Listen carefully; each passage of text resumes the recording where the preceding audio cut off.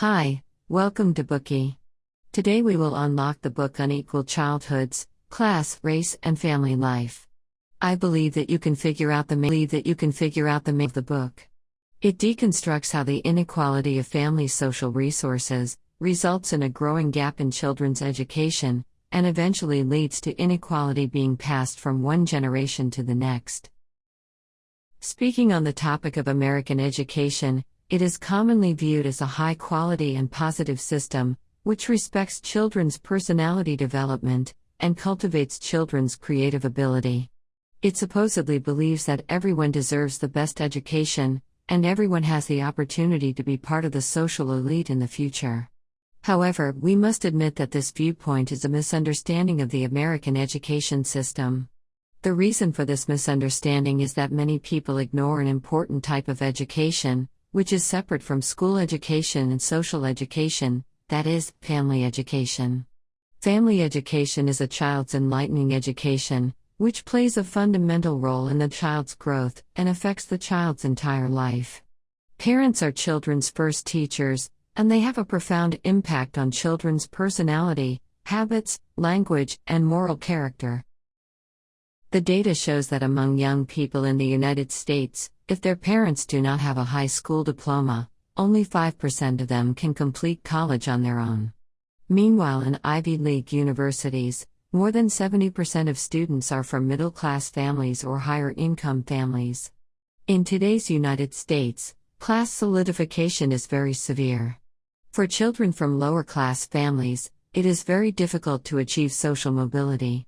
The social class one is born into will restrict her personal development. The social status of parents will affect children's lives in an invisible but powerful way. The author of this book is Annette Lareau, who earned her Ph.D. from the University of California, Berkeley. She is a professor of sociology at the University of Pennsylvania, and was the president of the American Sociological Association. This book is based on Lareau's research. She and her assistants tracked 12 families, and observed the family and school lives of these children. They documented how the different parenting styles of different social classes cause significant differences in children's personality, language skills, talents, experience, as well as other aspects.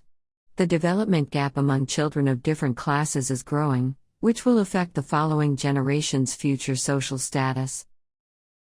Next, we will introduce the key elements of the book from the following 3 parts. Part 1. What are the social class differences in parenting styles? Part 2. Why does social class affect the way parents educate their children? Part 3. Advantages and disadvantages of the parenting styles of different classes, and suggestions for parents. First, let's examine the first topic, differences in the parenting styles of different social classes. Does every child receive the same quality of family education? Of course, the answer is no.